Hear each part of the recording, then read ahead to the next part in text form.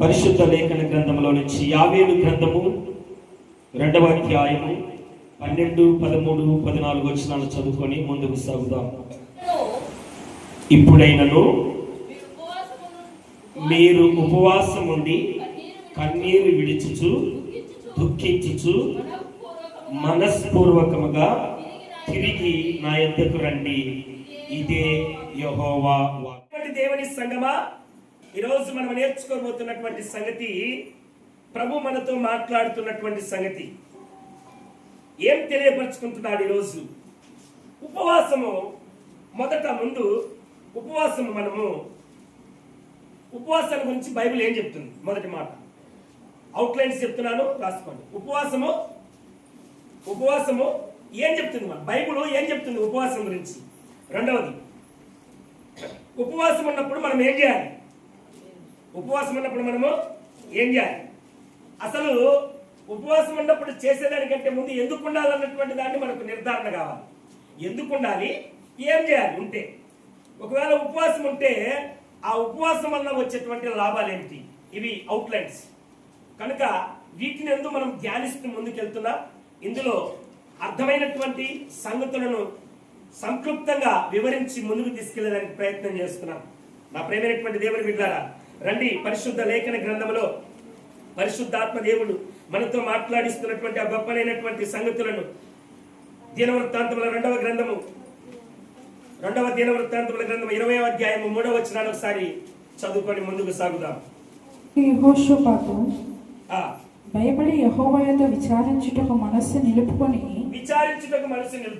యూదా అంతటా ఉపవాస దినము ఆచరింపవలెనని చాటింపగా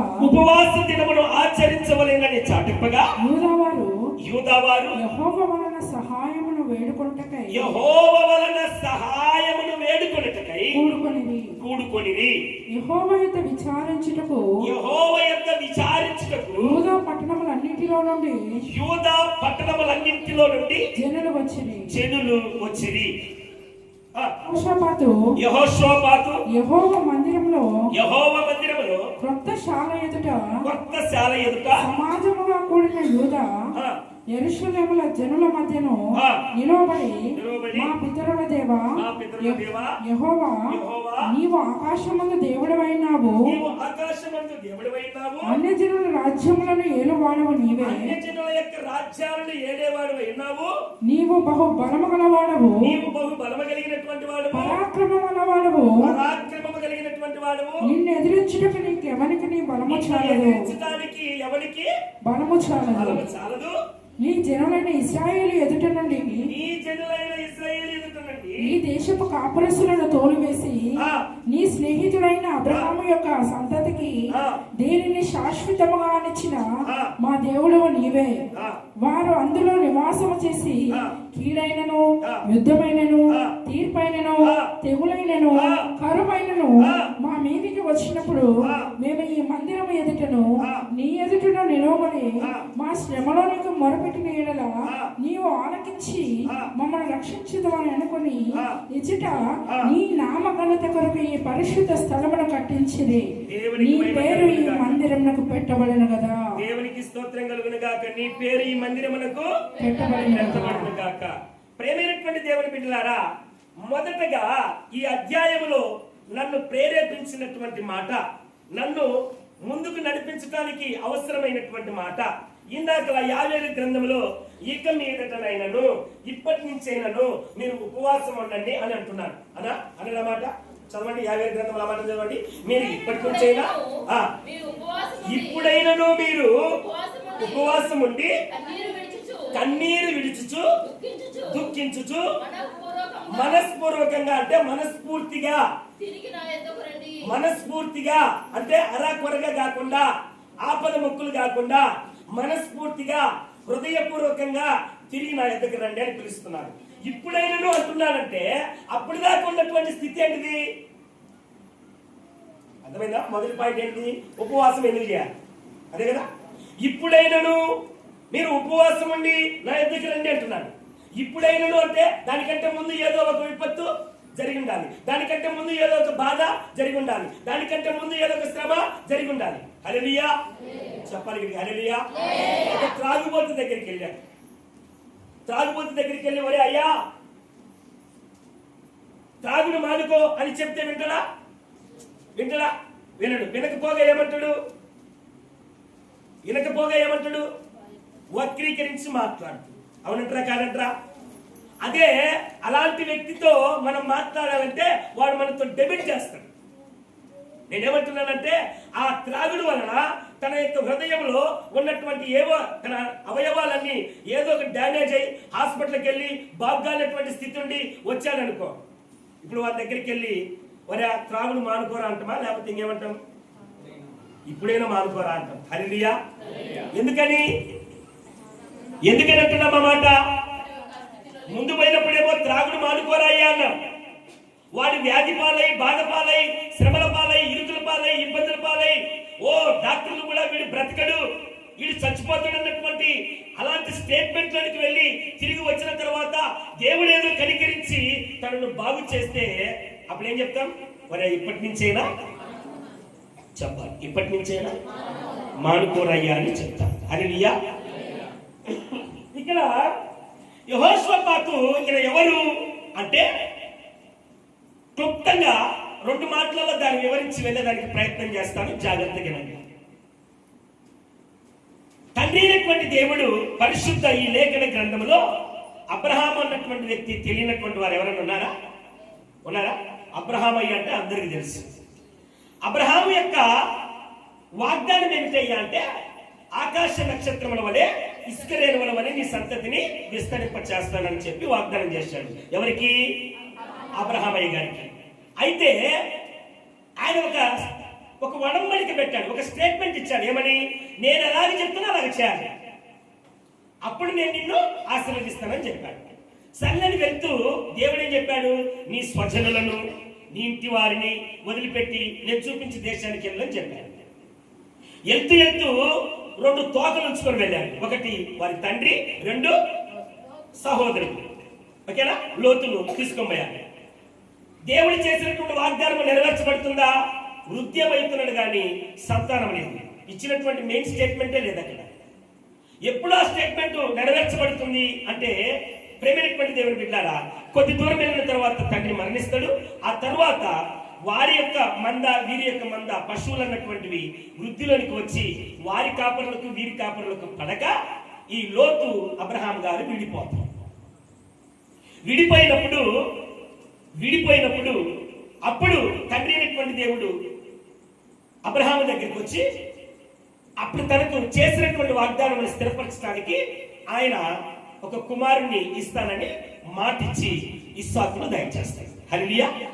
చెప్పాలి హల్లెలూయా. ఆ ఇస్సాకు యొక్క గర్భవాసమున పుట్టినటువంటి వారు 2 ఉన్నారు. వాళ్ళెవరు? ఏశావు, యాకోబు. అయితే ఏశావు యాకోబులలో యాకోబు అన్నటువంటి పేరులోనే ఉంది మోసగాడని. అలాంటి మోసభరితమైనటువంటి స్థితిలో ఉన్నటువంటి ఆ వ్యక్తిని దేవుడు దర్శించి దేవుని యొక్క ఆ మహాకృపను బట్టి ఆ ప్రత్యక్షతను దానికి దయచేసి ఆయన ఒక మాట ఇచ్చాడు. ఏమన్నాడంటే, నువ్వు దేవుణ్ణి మనుషులను జయించినటువంటి వ్యక్తిగా ఉన్నావు కనుక నేటి నుండి నువ్వు యాకోబు అంటే మోసగాడిగా కాకుండా ఇశ్రాయేలుగా పిలువబడతావని చెప్పాడు. ఆ ఇశ్రాయేలుగా పిలువబడుతున్నటువంటి ఆ వ్యక్తిలో నుండి 10 గోత్రాలు వచ్చాయి. హల్లెలూయా. చెప్పాలి. ఎన్ని గోత్రాలు వచ్చాయి? 10 గోత్రాలు వచ్చాయి. ఆ 10 గోత్రాలలో నుంచి వచ్చినటువంటి ఆ జనాలను పరిపాలించడానికని దేవుడు న్యాయాధిపతులను నియమించాడు. చూడండి, బైబిల్ అంతా క్షుణ్ణంగా మీకు అర్థమయ్యేదని చెప్తున్నాను. ఈ న్యాయాధిపతుల యొక్క పాలన మాకు నచ్చట్లేదు, మా అందరికీ ఏలుబడిగా ఉండేదానికి మాకు రాజు కావాలని ఆ ప్రజలే కోరుకుంటారు. ఆ కోరుకున్నప్పుడు ఆ ప్రజలకు ఒక రాజును నియమిస్తాడు. ఆ రాజు పేరే సౌలు. హల్లెలూయా. సో ఆ వ్యక్తి తనకున్నటువంటి ముందున్నటువంటి సవాలును, యుద్ధాన్ని, ఆ గలిబిలిని ఎదుర్కోవటానికి మరి శక్తి చాలక ఒక శబ్దం చేస్తాడు. అయ్యా, ఆ ఫిలిస్తీన్ల నుంచి మన దేశాన్ని అంటే మన ప్రజలను ఎవడైతే కాపాడుతాడో వారికి నా కుమార్తెని ఇస్తాను, పెళ్లి చేస్తాను అన్నటువంటి విధంగా చెప్పి మాటిస్తాడు. అప్పుడు దావీదును దేవుడు ఏర్పరచుకొని గొలియాతుని చంపించి రెండవ స్థాయిలో నిలబెడుతుంది. ఎందుకు అతన్ని నిలబెట్టాల్సి వస్తుంది ఆల్రెడీ ఆయన ఉండగా అంటే అతనిలో కోపము, ద్వేషము, నానా రకాలైనటువంటివి పుట్టడం వలన అతని నుంచి దూరపరిచి సింహాసనాన్ని దించివేసి ఈయనకిస్తాడు. ఇప్పుడు దావీదు కూడా ఒక మాట ఇస్తున్నాడు, నేను నీ సంతానాన్ని ఈ సింహాసనం మీద స్థిరపరుస్తానని చెప్తాడు. ఎందుకు? అతడు హృదయానుసారం, నా హృదయానుసారం అంటాడు. ఎవరిని? దావీదు.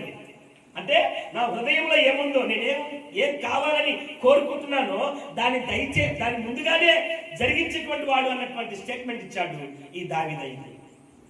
అలాంటి దావీదయ్య యొక్క గర్భవాసంలో పుట్టినటువంటి సంతానానికి ఆ సింహాసనాన్ని ఇస్తాను అని చెప్పి వాగ్దానం చేసిన తర్వాత ఆ సంతానము రెండో భాగంలోనికి వెళ్ళిపోయాకనే చెడిపోయినట్టుగా కనబడుతుంది. అధికమైనటువంటి జ్ఞానము, సర్వ సంపుటికను దయచేసి చక్కనైనటువంటి దేశ విదేశాలన్నీ కూడా తన జ్ఞానాన్ని గురించి ప్రశంసించేటువంటి విధమైనటువంటి జ్ఞానాన్ని ఇచ్చి సొలొమోను రాజుగా నిలబెడితే ఈ రాజు ఏం చేస్తున్నాడు? ఇప్పుడు జయించినటువంటి దానికల్లా, చూసినటువంటి దానివల్ల వివాహం ఆడి వారికి అనుగుణమైనటువంటి పూజలను చేయటం అన్నటువంటిది ఆరంభించాడు. ఆ తరువాత మూడవ సంతానము యెరోబామా అన్నటువంటి రెహబామా వారిద్దరి దగ్గర నుంచి ఈ ఒక్కటిగా ఉన్నటువంటి సింహాసనాన్ని వీరు మరి భయంకరమైనటువంటి స్థితిలో దాన్ని పాలిస్తూ ఉంటే తన యొక్క ప్రజలను కాపాడుకున్నటువంటి దానికోసము ఈ దావీదుకి ఇచ్చినటువంటి ఆ మాట నిలబెట్టుకునే దానికోసము ఈ 10 గోత్రాలను 2 భాగాలుగా చేస్తాడు. అందులో ఒక దాని పేరు యూదా, రెండో దాని పేరు ఇశ్రాయేలు. హల్లెలూయా. ఈ యూదా భాగంలో రెండు గోత్రాలు ఉంటాయి. ఆ తర్వాత 10 గోత్రాలను ఇశ్రాయేలు ప్రజలుగా ఉంటారు.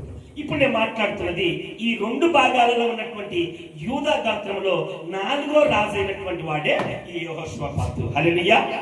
ఎవరు యెహోషాపాతు? యూదా గోత్రంలో 4వ రాజు. ఓకేనా? మొదట వాళ్ళు అంటే ఫస్ట్ సొలొమోను, దావీదు తర్వాత వాళ్ళ మామ, ఈ ముగ్గురు కాకుండా తరువాత యెరోబాము కానించి మొదలు పెట్టుకుంటే 4వ రాజు యెహోషాపాతు. అయితే ఈ యెహోషాపాతు దగ్గర ఉన్నటువంటి ఈ అంశం ఏమిటయ్యా, ఏం జరుగుతుందయ్యా ఇక్కడంటే, వాళ్ళకి ఎలాంటి ఆపదలు, ఎలాంటి గలిబిలు లేకుండా పరిపాలన జరుగుతూ ఉంది.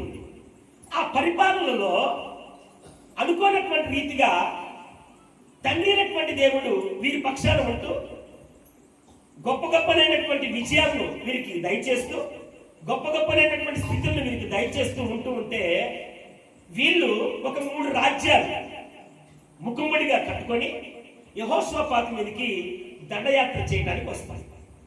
నేను చెప్పేదంతా కూడా 20వ అధ్యాయం ఉంటుంది. 3వ వచనం నుంచి అది చదువుకుంటూ పోతే మీకు అర్థమవుతుంది. అవసరమైతే చదవండి అన్నమాట. 3వ వచనం చదవండి. 3వ వచనం. అందుకు యెహోషాపాతు భయపడి యెహోవా యొద్ద విచారించుటకు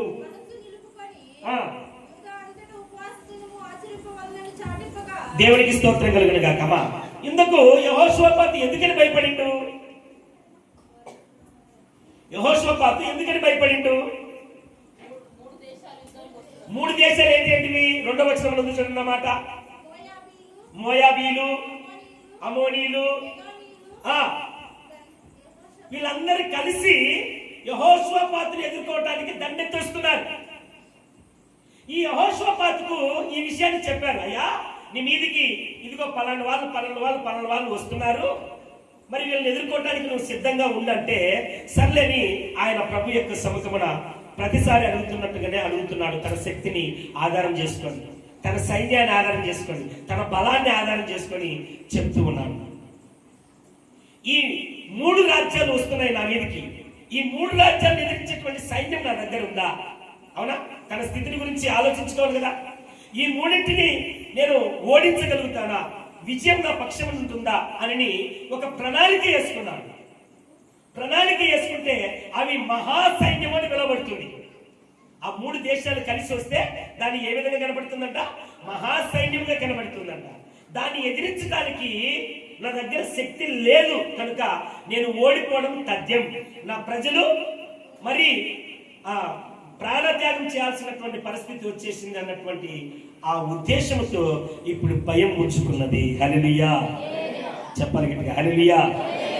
నా ప్రేమైనటువంటి దేవుని బిడ్డారా, ఇప్పుడు యెహోషాపాతు దగ్గర ఉన్నటువంటి అలాంటి కండిషన్ ఈరోజు నీ నా జీవితాలలో కూడా అలాంటివి ఎన్నో ఉండొచ్చు. అవును, ఈ అప్పుల భారాన్ని నేను తీర్చలేను, లేకపోతే ఈ సమస్య నుండి నేను మరి వైదొలగలేను, నా భర్త ఈ భయంకరమైనటువంటి విపత్తు నుంచి ఇంకా రాలేను, లేదా నా కుటుంబము ఈ విపత్తు నుంచి ఇంకా బయటకు రాలేము మేము అన్నటువంటి యెహోషాపాతు దగ్గర ఉన్నటువంటి ఆ మహాసైన్యం అని పిలువబడుతున్నటువంటి ఆ భయంకరమైన విపత్తు ఈరోజు నీ దగ్గర కూడా ఉండొచ్చు. హల్లెలూయా చెప్పాలి గట్టిగా, హల్లెలూయా. అందరు ఇక్కడే ఉన్నారా? ఇన్నే ఉన్నావా? ఇన్నే ఉన్నావా? నేను 3 సార్లు ఇన్నే ఉన్నావా అని అడుగుతున్నానంటే ఏదో ఒకటి లేదు నేను అడగడుగా. ఉందా? గట్టి చెప్పండి. ఇదే ఎవరితో మాట్లాడితే ఎవరు మాట్లాడుతున్నారో నాకు అర్థం కాదు. నేను మాట్లాడాను గట్టిగా చెప్పండి కొడితే అయ్యప్ప. హల్లెలూయా చెప్పండి, హల్లెలూయా. ప్రేమైనటువంటి దేవుని బిడ్డలారా, యెహోషాపాతు దగ్గర ఉన్నటువంటి సమస్య ఏంటంటే సైన్యం మొత్తం నశించిపోతుంది, ప్రజలందరూ కూడా బానిసత్వంలోకి వెళ్ళిపోతారు, ఇంకా మొత్తము శవాల తిప్పగా మార్చబడుతుంది సైన్యం అంతా వస్తే. అలాంటి విపత్తు ఇంకా నేనేం చేయలేను, నా శక్తి ఏమి లేదు అన్నట్టుగా మార్చబడుతుంది. అయితే ఈ సమస్య తనకు ఎదురవగానే యెహోషాపాతు చేసినటువంటి సంగతి ఏమిటంటే యావేలు ప్రవక్త ద్వారా పలికించబడినటువంటి మాట, ఇక మీదటైనను మీరు ఉపవాసం ఉండి కన్నీరు విడిచుచు దుఃఖించుచు మనస్పూర్వకంగా తిరిగి నా యొద్దకు రండి అని పిలిచినట్లుగా యెహోషాపాతు కూడా ఒక ప్రకటన చేశాడు. యూదా వారులారా, ఇశ్రాయేలు వారులారా, మీరందరూ కూడా కలిసి కట్టుగా రండి, దేవాలయంలో నూతనంగా నిర్మించబడినటువంటి ప్రాకారం దగ్గరికి రండి అని వచ్చి వాళ్ళందరూ కూడా ఒక నిర్ణయం తీసుకుందామని చెప్పి వాళ్ళందరితో ఒక మాట చెప్తున్నాడు. ఏమని మాట అది? ఉపవాసం ఉండి ప్రార్థన చేద్దాం. వాస్తవానికి రాజుకు ఉండాల్సిన స్థితి ఏంటి? ఇప్పుడు రాజు ఏం చేయాలి? ఇప్పుడు యుద్ధం చేయాలి. సైన్యం వస్తుంది, సైన్యాన్ని ఎదిరించాలంటే వ్యూహం కావాలి, ఆ వ్యూహానికి కావలసినటువంటి వస్తువులు సమకూర్చుకోవాలి, యుద్ధ సన్నాహాలతో ముందుకెళ్ళాల్సినటువంటి రాజు భయపడి ఇప్పుడు ఏం చేస్తున్నాడు? ఉపవాసం ఉండి ప్రార్థన చేద్దామని చెప్తూ ఉన్నాడు. పిలుపునిచ్చాడు, అందరు కలిసి ఉపవాసం ఉండి ప్రార్థన చేద్దామని. ఇక మీదటనైనా మనస్ఫూర్తిగా, అంటే జయించలేనటువంటి స్థితి నీ దగ్గర ఏదైనా ఉండొచ్చు. యెహోషాపాతు పిలిచినట్లుగా ఈరోజు సంఘ పక్షాన గాని నీ కుటుంబ పక్షాన గాని ప్రభు అయినటువంటి దేవుడు మాట్లాడుతూ చెప్తున్నటువంటి మాట చదవండి, మాట చదవండి. అప్పుడు యెహోషాపాతు భయపడి యెహోవా యొద్ద విచారించుటకు మనసు నిలుపుకొని యూదా యొద్దట ఉపవాస దినమును ఆచరించవలెనని చాటింపగా యూదా వారు సహాయము వేడుకొనుటకై కూడుకొని దేవునికి స్తోత్రం కలుగును గాక. ఇప్పుడు వీరికి ఏం అవసరం వస్తుంది? ఏం కావాలి వీరికి? దేని నుండి సహాయము? దేని నుండి సహాయం కావాలి? దేని నుండి సహాయం కావాలి?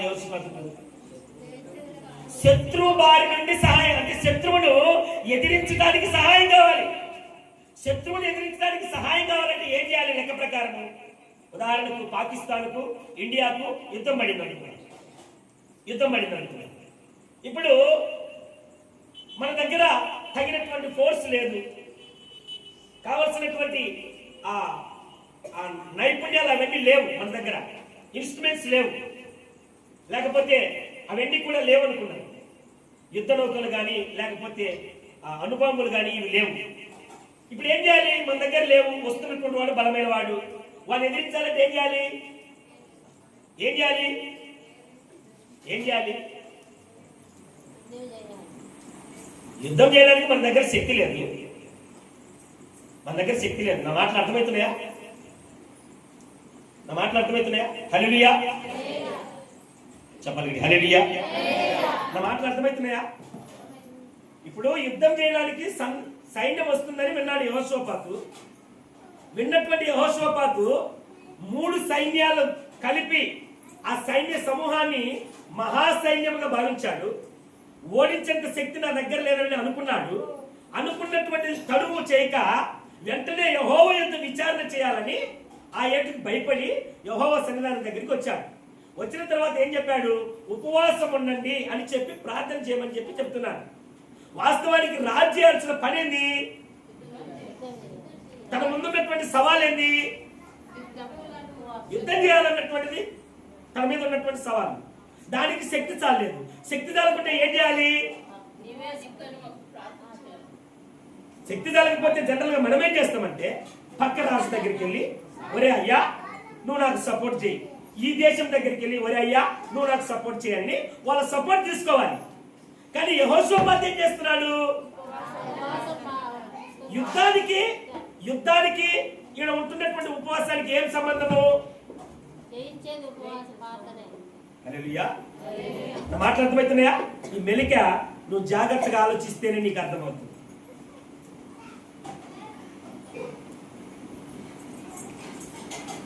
హల్లెలూయా. ఆరోగ్యం బాగలేదు, యాడికి పోవాలి? మరి ఉపవాసం ఉండి ప్రార్థన చేయంటే ఏం సంబంధం దానికి దీనికి? ఇప్పుడు యెహోషాపాతు ముందు ఉన్నటువంటిది సైన్యము, దాన్ని జయించడానికి అందరూ ఉపవాసం ఉండి ప్రార్థన చేయండి. ఒకవేళ రాజరిక స్థితి ఎవరు? యెహోషాపాతు. యుద్ధాన్ని జయించాల్సింది ఎవరు? యెహోషాపాతు.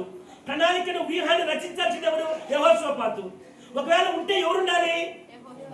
యెహోషాపాతు ఉండాలి ఉపవాసం. కానీ అందరిని పిలిపించి ఉపవాసం ఉండమని చెప్తున్నాడు. ఎందుకని? దేవునికి మహిమ కలుగును గాక. క్వశ్చన్ మార్కులు వేసుకోండి. ప్రతి ఒక్కటి క్వశ్చన్ మార్కులు వేసుకోండి. ఇప్పుడు మనం జవాబు ఎత్తుకోవాలనుకునే పోవాలి. ఎంతమంది ఉన్నారు ఉపవాసం? చేతులెత్తండి. ఉపవాసం ఉన్న వాళ్ళు చేతులెత్తండి. ఉపవాసం. దేవుడు మిమ్మల్ని అందరినీ దీవించును గాక.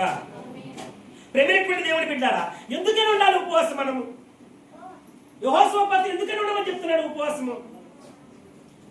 అన్నం తినకుండా ఉంటే బలహీన పడతాము, పనులు చేసుకోలేము, పనులు చేసుకోలేకపోతే ఇంట్లో కుటుంబం కష్టము. ఇలాంటి సమయంలో ఉపవాసం ఉండమని చెప్పడం తగునా? ఒక కాపరికి అన్నట్టుగా రాజుకు తగునా? ఇప్పుడు సైన్యాన్ని ఎదిరించాలంటే కనీసము 4 దెబ్బలన్నా వాళ్ళని కొట్టాలంటే బలం ఉండాలి కదా.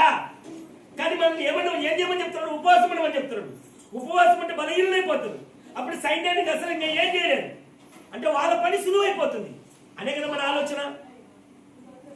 అయితే నా ప్రేమైనటువంటి దేవుని బిడ్డలారా, యెహోషాపాతు ఆలోచిస్తున్న విధానం చూడండి. అప్పటి వరకు నానా రకాలైనటువంటి గందరగోళాలతో ఉన్నటువంటి ఇశ్రాయేలు ప్రజలు, యూదా వారిని తండ్రినటువంటి దేవుడు చెప్తున్నాడు, ఇక మీదటనైనా ఉపవాసం ఉండి ఏం చేయాలంట? కన్నీరు విడుచుచు దుఃఖించుచు మనస్పూర్వకంగా నా యొద్దకు రండి అని చెప్తున్నాడు. ఇప్పుడు పాయింట్ నెంబర్ 1, ఉపవాసం దేనికి ఉండాలి అన్నటువంటి దానికి జవాబులు ఎత్తులాడదాం. ఉపవాసం దేనికి ఉండాలి? మొదటిది, మన ముందున్నటువంటి సవాల్ను ఎదిరించడానికి మనకు శక్తి కావాలంటే నువ్వు చేయాల్సిన మొదటి పని ఏంది? ఉపవాసం. నెంబర్ 2 ఉపవాసం దేనికి ఉండాలి అన్నటువంటి ప్రశ్నను నువ్వు వెతుకులాడుకుంటే ఇప్పుడు ఏమంటున్నాడు? తండ్రి అయినటువంటి దేవుడి యొక్క సముఖంలో యెహోషాపాతు ఏం చెప్తున్నాడు? మనము ఒకవేళ గలిబిలి చేస్తుంటే మనస్ఫూర్తిగా హృదయపూర్వకంగా దేవుని తట్టు తిరిగేదానికి మనం ఉపవాసం ఉండాలి. ఆయన మాట్లాడుతున్న వైనమేది కదా. ఏమండి? దుఃఖించుచు కన్నీరు విడుచుచు మనస్ఫూర్తిగా నా వైపుకి తిరగండి అని చెప్తున్నాడు. అంటే దేవుని వైపు తిరిగేదానికి మనం ఉపవాసం ఉండాలి. హల్లెలూయా. 2 కారణాలు దొరికాయా? దొరకలేదా? మొదటి కారణం ఏంది? దేనికి ఉండాలి ఉపవాసము? మన ముందున్నటువంటి సమస్య, గొడవ, లేకపోతే ఏదైనా సరే, అది ఎంతలా ఉండదైనా సరే, దాన్ని ఎదిరించాలంటే ఇప్పుడు మనం ఏం చేయాలి? ఉపవాసం ఉండాలి. తర్వాత దేనికి మనం ఉపవాసం ఉండాలి ఎదిరించడానికి అంటే మనము ప్రభు తట్టు తిరిగేదానికి ఉపవాసం ఉండాలి. ప్రభు తట్టు తిరగాలి, మన మీద ఉన్నటువంటి ముందున్నటువంటి సవాళ్ళను ఎదిరించగలగాలి, విజయం పొందాలి. యేసుక్రీస్తు ప్రభుల వారు శిలువ మరణానికంటే ముందు 40 దినాలు ఉపవాసం ఉన్నారు. ఉన్నాడా లేదా? మాట్లాడట్లేదు. అందరు గట్టిగా వస్తారు అని చెప్తారా? స్వర్ణ ఉందా ఇక్కడే? ఇన్నే ఉన్నావా స్వర్ణ? ఇన్నే ఉన్నావా? హల్లెలూయా. ఉపవాసం ఎందుకు ఉండాలి స్వర్ణ? మన ముందున్నటువంటి సవాళ్ళను ఎదుర్కొనడానికి, తర్వాత దేవుని తట్టు తిరిగేదానికి ఉండాలి. అంటే దేవుని తట్టు తిరగటానికి, మన ముందున్నటువంటి సవాళ్ళను ఎదుర్కోవటానికి దేవుని సహాయార్థమై మనం ఉపవాసం ఉంటే అది మనకు బలాన్ని సమకూరుస్తుంది. దేవునికి మహిమ కలిగిన గాక. Point number 1. ప్రేమైనటువంటి దేవుని బిడ్డలారా, రండి నేను మీకు కొన్ని సంగతులను తడువు చేయకుండా త్వరగా చెప్పి ముందుకు సాగడానికి ప్రయత్నం చేస్తాను. ఉపవాసం వల్లనే ఇది సాధ్యమవుతుంది, అవునా అనే దానికి మాటలు. మార్కు శుభవార్త 9వ అధ్యాయము 29వ వచనాన్ని చదవండి.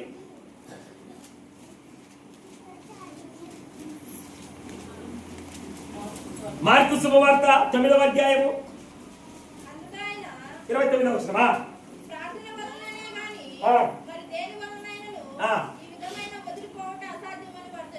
దేవునికి స్తోత్రం కలుగును గాక. అవునయ్యా, ఉన్నటువంటి సైన్యాన్ని ఎదిరించడానికి ఉపవాసం ఉండడం ఏంటిది? ఉన్నటువంటి సవాళ్ళని ఎదిరించడానికి ఉపవాసం ఉండటం ఏమిటి అంటే, ఇప్పుడు శిశువులు అన్నటువంటి వారు ఒక అపవాదిని వెళ్ళగట్టడానికి వెళ్తారు. వెళ్తే వాళ్ళకి లెక్క చేయదు ఆ దయ్యం. చేయకుండా ఉంటే ఆయన వచ్చి, అయ్యా నీ శిశువుల దగ్గరికి తీసుకొచ్చాను నేను, వాళ్ళు మాత్రం నాకు ఏం సహాయం చేయలేదు, కాబట్టి నేను నీకు నుంచి ఏమైనా ఆశిస్తున్నాను, నువ్వు వచ్చి కాపాడుతావని అని చెప్తే, అప్పుడు వెళ్ళి యేసుక్రీస్తు ప్రభుల వారు ఆ అపవాదిని గద్దిస్తుంది. గద్దించినప్పుడు అది వెళ్ళి పారిపోతుంది. అయిపోయిన తర్వాత ఇప్పుడు అడుగుతాడన్నమాట, ఏమని? అయ్యా ఇది మేము చేయలేకపోయినాం, మేము కూడా నీ నామమునే కదా ప్రవచింపజేసింది, మరి మాకు లోబడలేదు. కారణం ఏమిటంటే ఇది ప్రార్థన వలన కాక మరి దేని వలన కూడా సాధ్యం కాదు అంటాడు. దాంట్లో పుట్టినోట్లు ఏమో రాయబడి ఉంటుందంటే ఉపవాస ప్రార్థన. హల్లెలూయా. ఉపవాసం దేనికి ఉండాలి అంటే మన ముందున్నటువంటి సవాళ్ళు అధిగమించడానికి కావలసినటువంటి ఆ శక్తి కావాలంటే మనం ఉపవాసం ఉండాలి.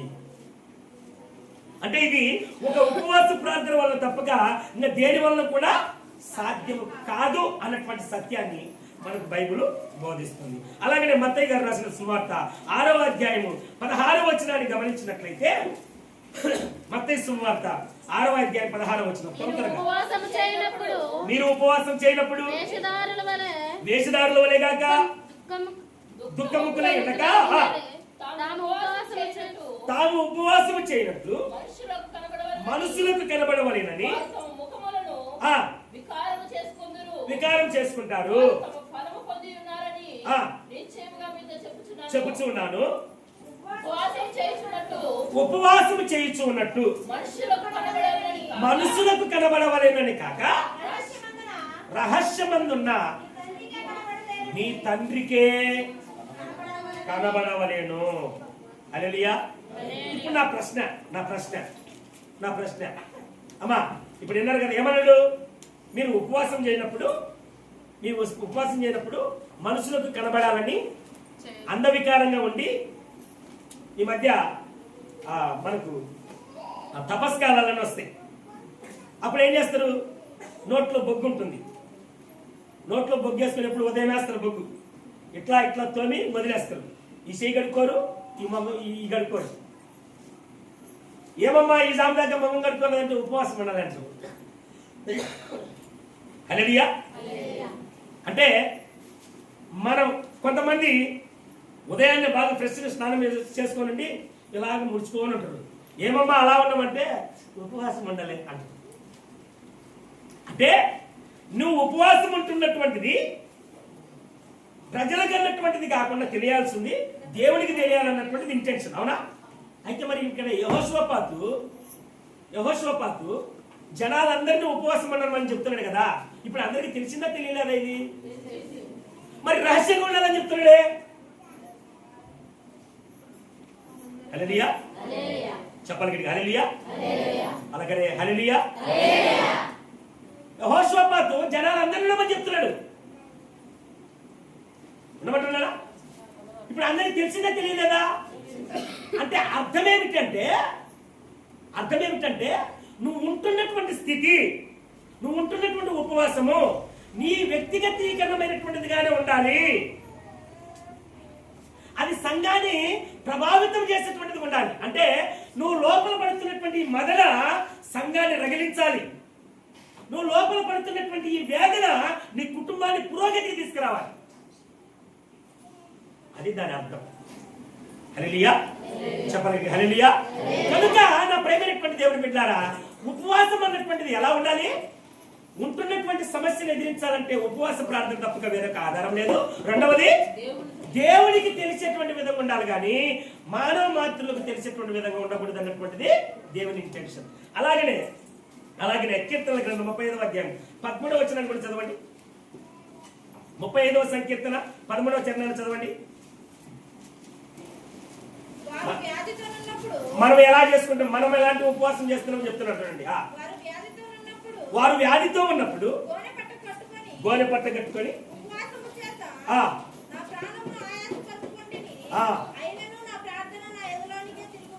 దేవునికి మహిమ కలుగును గాక.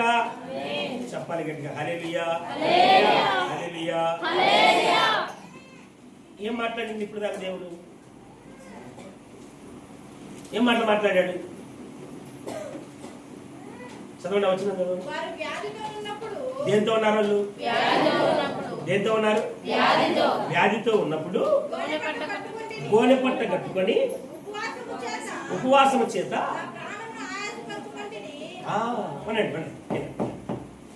ఉపవాసము చేయటం అంటే ప్రాణమును ఆయాసపరచుకోవటం కాదు.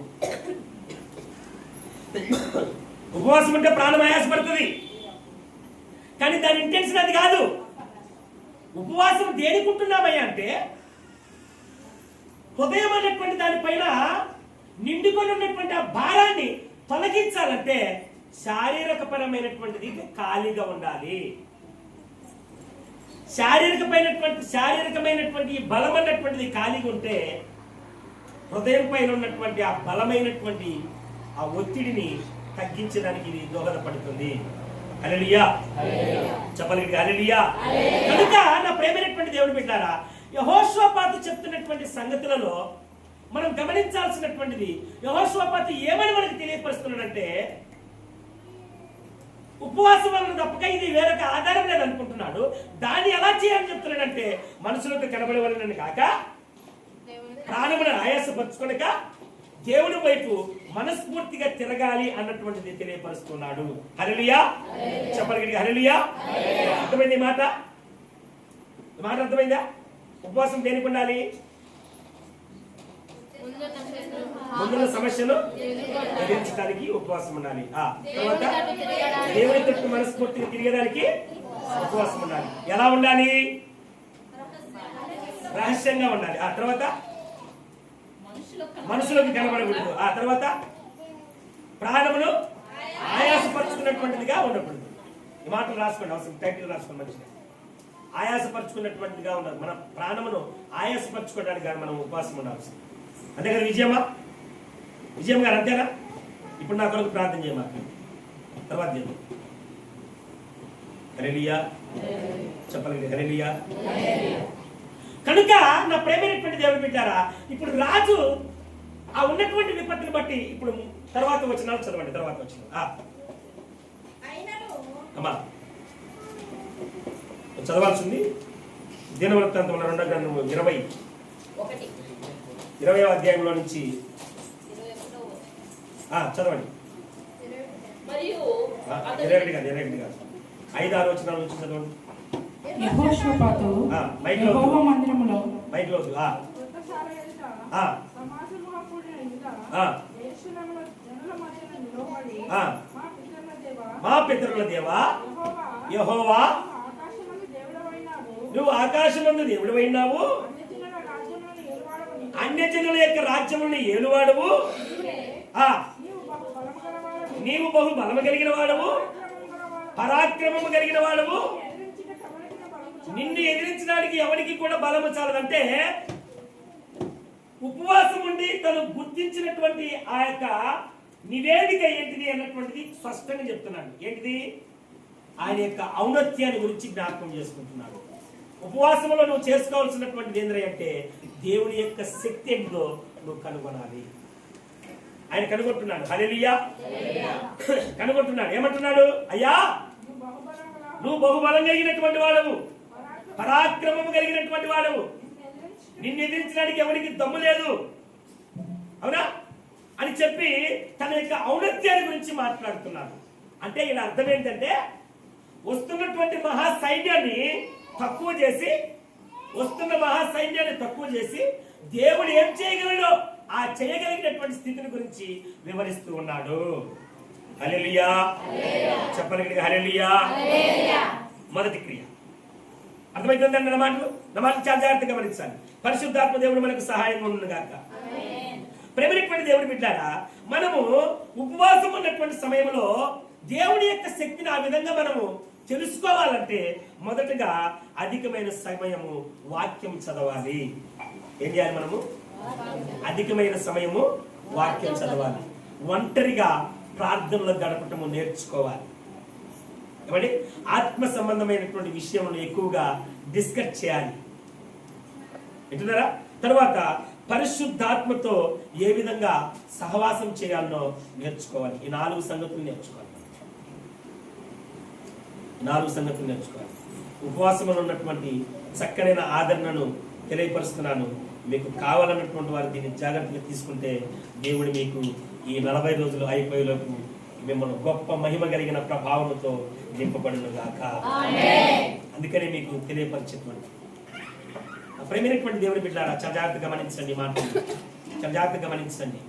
ఆ మహిమను నువ్వు ఆ యొక్క దేవుని యొక్క శక్తి ఏంటిదో నువ్వు కనుక్కోవాలంటే మొదటిగా ఏం చేయాలి?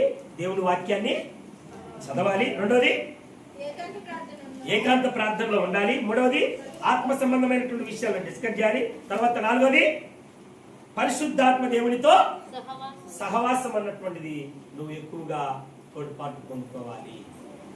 దేవునికి స్తుతి కలుగును గాక. నా ప్రేమైనటువంటి దేవుని బిడ్డారా,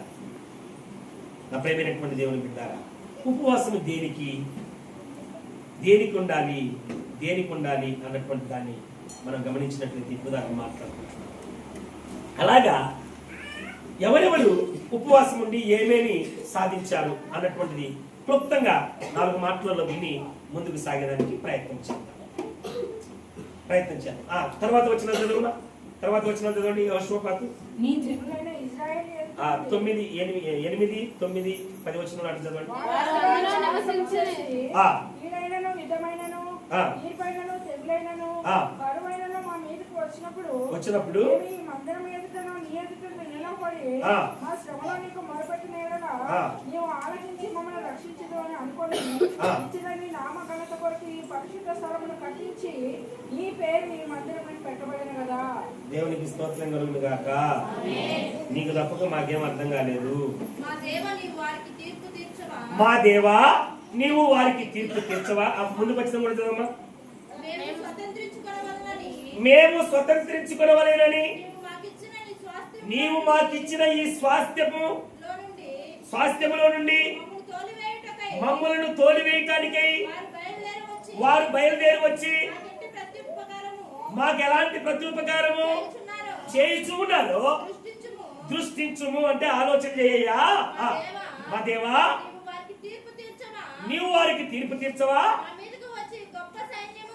మా మీదికి వచ్చేటువంటి ఈ గొప్ప సైన్యముతో యుద్ధము చేయటానికి ఏంటంట?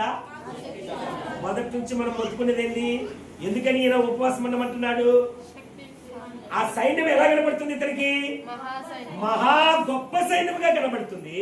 దాన్ని ఎదిరించేదానికి తన దగ్గర శక్తి లేదని కనబడుతుంది. ఏమి చేయడానికి కూడా మాకు తోచడం లేదు, నీవే మాకు దిక్కు. హల్లెలూయా చెప్పాలి, హల్లెలూయా చెప్పాలి, హల్లెలూయా. ముందున్నటువంటి సవాల్ ఏదైనా సరే మనోమాతులతో కానటువంటి దానికి ఏకైక ఆధారం దేవుడు. ఆ ఏకైక ఆధారం కొరకు ఎదురు చూసేటువంటి వాడు చేసేటువంటి మొదటి ప్రయత్నమే ఉపవాసం.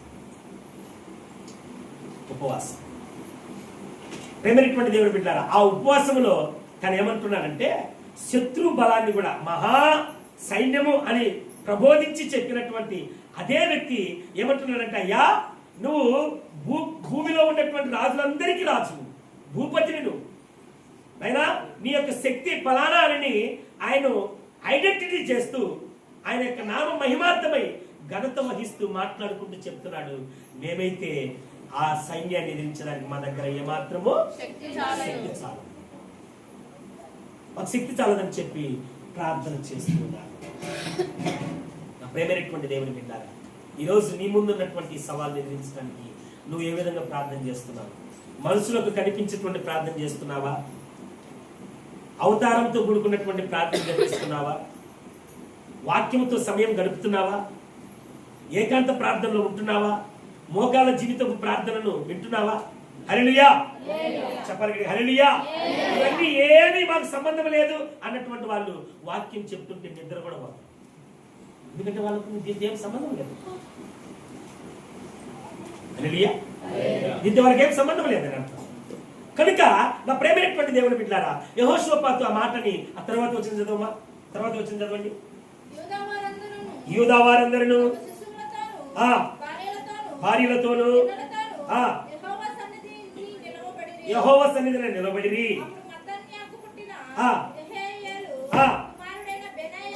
బెనాయాకు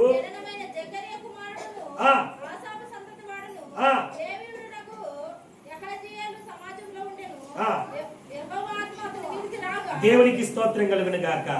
ఇప్పుడు వీళ్ళందరూ ఆడున్నారు, యెహోవా సన్నిధానంలో ఉన్నారు. యెహోవా సన్నిధానంలో ఉంటే అందులో ఒక్క వ్యక్తి పైకి యెహోవా ఆత్మ దిగి వచ్చింది. యెహోవా ఆత్మ దిగి వచ్చింది. యెహోవా ఆత్మ అతని మీదికి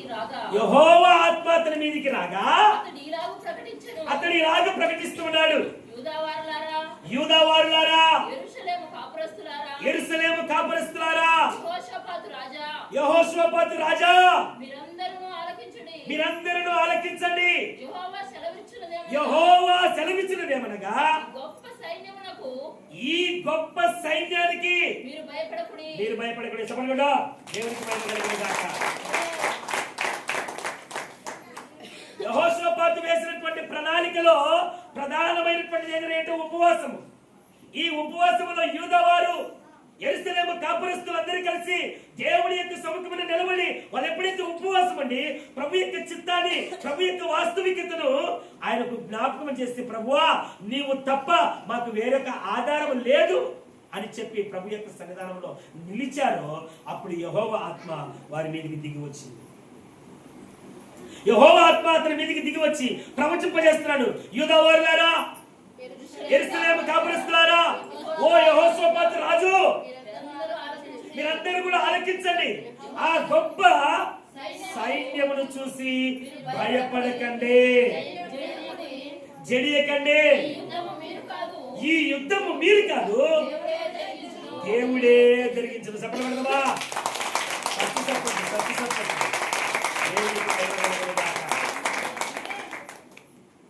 ఆగలేదు నాకేనా మీ అందరికీ? హల్లెలూయా చెప్పండి, హల్లెలూయా. ఈ యుద్ధం ఎవరు చేస్తారంట? యుద్ధం చేసేది యెహోషాపాతు నువ్వు కాదు, యూదావారులారా మీరు కాదు, యెరూషలేము కాపురస్తులారా మీరు కాదు. ఆ సైన్యాన్ని చూసి మీరు భయపడమాకండి అని చెప్పి ధైర్యపరుస్తూ ఉన్నాడు. ధైర్యపరుస్తూ చెప్తున్నటువంటి సంగతి. నా ప్రేమైనటువంటి దేవుని బిడ్డారా, ఈరోజు నీతో కూడా దేవుడు అదే మాటలు చెప్తున్నాడు. నీ ముందున్నటువంటి సవాళ్ళను బట్టి నువ్వు దేని గురించి ఆలోచన చేస్తున్నావు? ఒకవేళ ఏది కావాలని ఆతృత పడుతున్నావు, దాన్ని జయించడానికి నా శక్తి చాలదు, ఇక నా వల్ల కాదు అన్నటువంటి స్థితిలో ఉన్నావేమో. ఒకవేళ నీ భర్త త్రాగుబోతే ఉండి, ప్రభువా నా భర్త ఇంక మారడా అనుకుంటున్నావా? ఒకవేళ అప్పుల భారం నుండి, ప్రభువా ఈ అప్పును నేను ఇంకా తీర్చలేనే, నా వల్ల కాదు అనుకుంటున్నావా? లేకపోతే కుమారులను పెంచి పోషించేటువంటి వైనంలో వారు నీకు వెనుదిరిగి నీ మీద తిరగబడినటువంటి వారు ఉంటే, ప్రభువా వీరిని బాగు చేయడము నా వల్ల కాదయ్యా అంటున్నావా? లేదు, అనారోగ్య పరిస్థితి నుండి, ప్రభువా ఈ రోగమును జయించడము నా శక్తి చాలదయ్యా అని అంటున్నావా? అయితే యెహోషువపాతుతో, యూదా వారితో, యెరూషలేము కాపురస్తులతో చెప్పినట్లుగా ఈ యుద్ధము మీరు కాదు, యెహోవానే జరిగించును. హల్లెలూయా, హల్లెలూయా, హల్లెలూయా. నా ప్రేమటువంటి దేవుడు బిడ్డారా, యెహోవానే జరిపించును. ఎలా జరిపిస్తానన్నటువంటి దానికి మాదిరికత్తులను చూపిస్తున్నాడు. దాన్ని నేను మీకు వినవించడానికి ప్రయత్నం చేస్తున్నాను. తర్వాత చదవండి. రేపు మీరు వారి మీదికి పోండి. అమ్మా, జనరల్ గా ఇప్పుడు వచ్చేది ఎవరు? ఇశ్రాయేలు ప్రజల మీదకి, అంటే యూదా వారి మీదకి శత్రువారు వస్తున్నారా, లేకపోతే శత్రువులపైకి ఇశ్రాయేలు ప్రజలు వెళ్తున్నారా? ఇశ్రాయేలు ప్రజల మీదకే శత్రువులు వస్తున్నారు. కానీ పరిశుద్ధాత్మ దేవుడు ఇశ్రాయేలు ప్రజల నివాసంలో ఉన్నటువంటి వారి దగ్గరికి వచ్చి మాట్లాడుతున్నటువంటి వైనంలో ఆయన చేస్తున్నటువంటి ప్రణాళిక ఏంటంటే, వాళ్ళు మీ మీదకి రావడం కాదు, అయ్యా మీరే వారి మీదకి పోండి. చెప్పడా, వాళ్ళ మీదకి రావడం కాదు, నువ్వే వాళ్ళ మీదకి పో.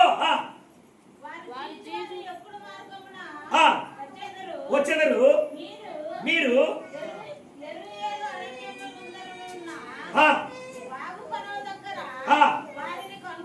వారిని కనుగొంటారు. మీరు యుద్ధంలో మీరు పోయేది యుద్ధానికి కొట్లాడాల్సిన అవసరం లేదా? యూదా వారులారా, యెరూషలేము వారులారా, యుద్ధ పంక్తులను తీర్చి నిలవబడండి. మీతో కూడానున్న యెహోవా దయచేయు రక్షణను మీరు చూచెదరు. దేవునికి స్తుతి కలుగును గాక, దేవునికి మహిమ కలుగును గాక. ప్రేమైనటువంటి దేవుడు బిడ్డలారా, యెహోషువపాతు తన సైన్యాన్ని తండ్రినటువంటి దేవుడు సిద్ధపరుస్తున్నటువంటి విధానమును చూడు.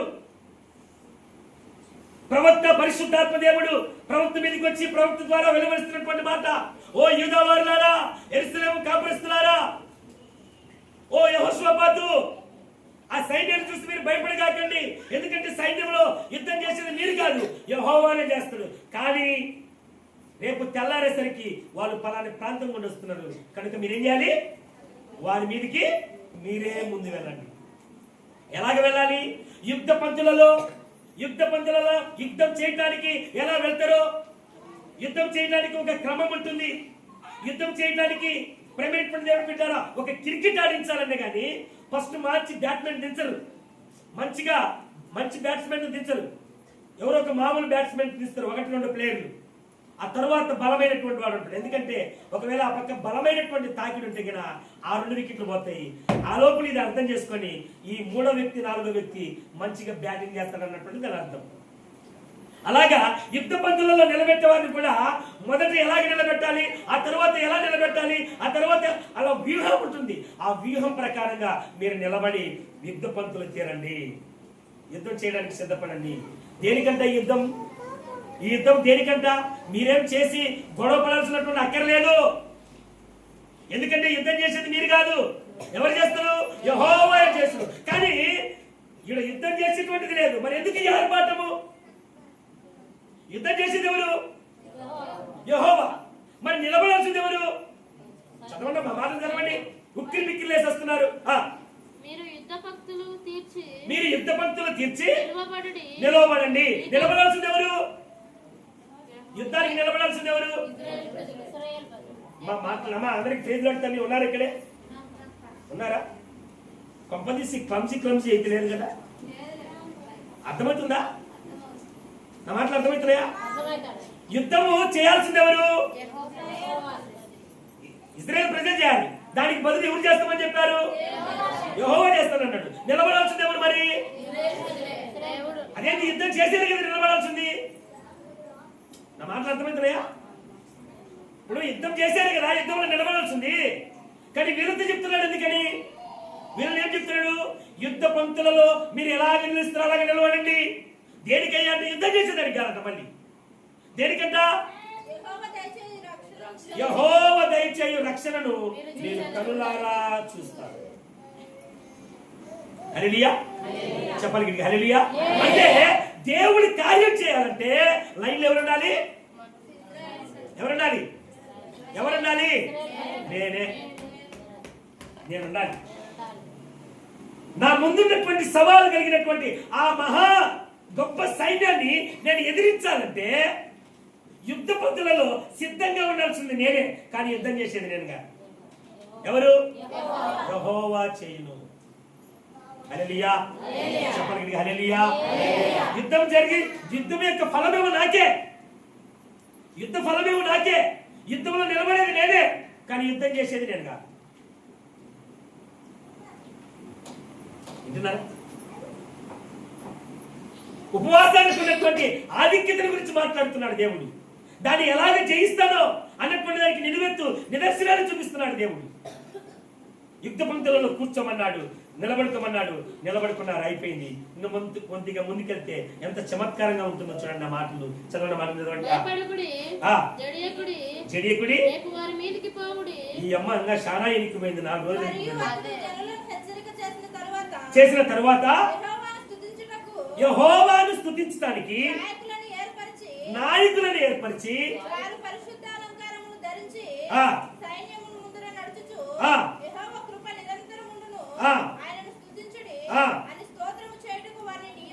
దేవునికి స్తోత్రం కలుగును గాక, దేవునికి మహిమ కలుగును గాక. యుద్ధ పంక్తులలో కూర్చున్న తర్వాత సైన్యానికి ముందట రాజున్నాడు. రాజుకు ముంగట ఎవరున్నారు తెలుసా? గాయకులు ఉన్నారు. ఎవరున్నారు? గాయకులు. గాయకులు అంటే పాటలు పాడి స్తుతించేటువంటి వారు. వీళ్ళు ఇంతకు పాటలకు పోతాండ్రా లేకపోతే యుద్ధానికి పోతాండ్రా? నా మాటలు అర్థమవుతున్నాయా? వీళ్ళు పోయేదానికి యుద్ధానికి పోతారు.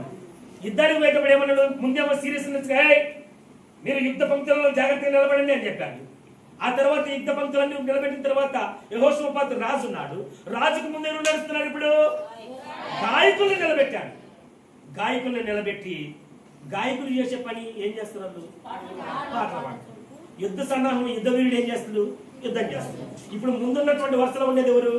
గాయకుడు అన్నాడు. అంటే గాయకుడు ఏం చేస్తాడు? పాటలు పాడతాడు. నా ప్రేమైనటువంటి దేవుని బిడ్డలారా, క్రమం చూడండి.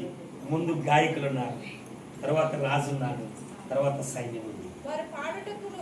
వారు పాడుటకును స్తుతించుటకును మొదలు పెట్టగా యెహోవా యూదా వారి మీదకి వచ్చినటువంటి అమ్మోనీయులను, మోయాబీయులను, శేయీరులను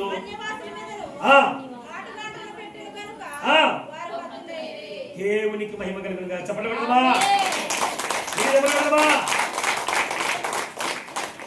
నా ప్రియమైనటువంటి దేవుని బిడ్డారా, ఆ పంక్తులు కూర్చున్న ఆ పంక్తులుగా వాళ్ళు నిలబడిన తర్వాత గాయకులు అన్నటువంటి వారు స్తుతిస్తున్నారు. గాయకులు అన్నటువంటి వారు స్తుతిస్తున్నారు. ఆ స్తుతుల యొక్క సింహాసనం మీద అధిరోహించినటువంటి తండ్రి అయినటువంటి దేవుని యొక్క భయము ఆ 3 సైన్యాల మీద పడి వాళ్ళంతటా వాళ్ళు హతమార్చబడి రివర్స్ అయినట్లుగా చూస్తూ ఉన్నాము.